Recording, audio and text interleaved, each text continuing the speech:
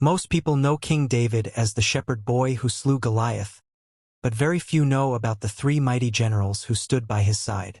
Men who turned the tide of war, men whose courage shook nations, and men whose names are still remembered thousands of years later. This is their untold story. The reign of King David was more than psalms and harps. It was an age of blood, steel, and sacrifice.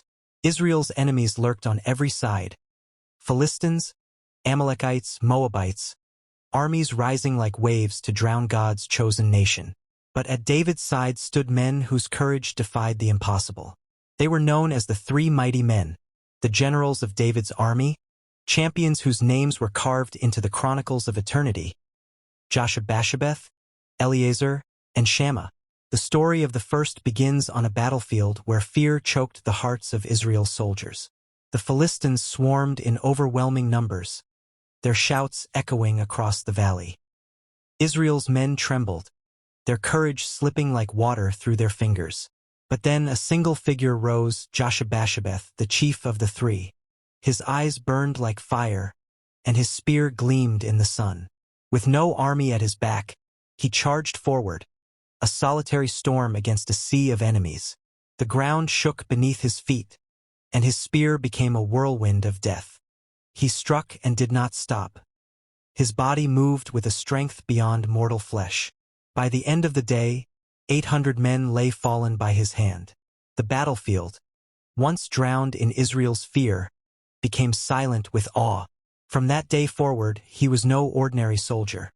He was remembered as the spear of Israel, the one who taught his people that God does not measure victory by numbers, but by faith.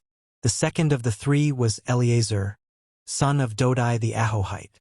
His story unfolded at Padamim, a place where Israel once again faced the Philistines. The enemy came like a flood, and the men of Israel, seeing the danger, fled in terror. But Eleazar refused to run. His loyalty to David and his faith in God rooted him to the earth beneath his feet. With only his sword, he faced the horde. Steel clashed against steel, cries filled the air, and Eleazar fought until his strength was gone. Yet still he swung, his arm refusing to rest, his spirit refusing to break. By the time the last Philistine fell, Eleazar's hand had frozen to his sword. Flesh and metal became one, as though the Lord himself had welded man and weapon together. When Israel's soldiers returned, they found not a beaten man, but a living testament that victory belongs to those who will not let go. The third was Shammah, son of Agi the Hararite. His battle was not fought in a great city or for a golden treasure. It was for something most would call insignificant, a field of lentils. The Philistines came to seize the land, and once again, Israel's men scattered, fleeing before the enemy. But Shammah remained.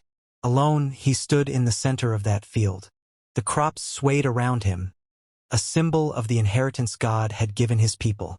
As the Philistines charged, Shammah gripped his sword and shouted, his voice like thunder rolling across the plain. He fought with the fury of a man who knew that nothing given by God is worthless. Stroke after stroke, he struck them down, until the field was littered with the fallen and Israel's inheritance was saved. That day, the people of Israel learned a truth. It is not the size of the ground that matters, but the courage of the one who defends it. Josheb-Basshebeth, Eleazar, and Shammah, 3 men, 3 stories, 1 legacy. They were more than soldiers.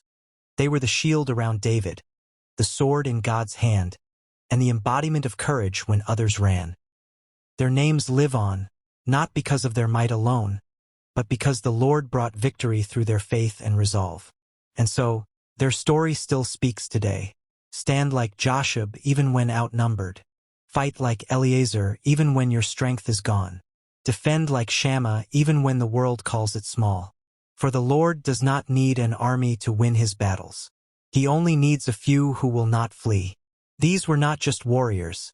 They were living testimonies that God does not save by sword or spear, but by faith. Josheb, Eleazar, and Shammah stood when others fled, fought when others surrendered, and defended what others abandoned. Their legacy still asks us today, will you stand firm when the battle comes?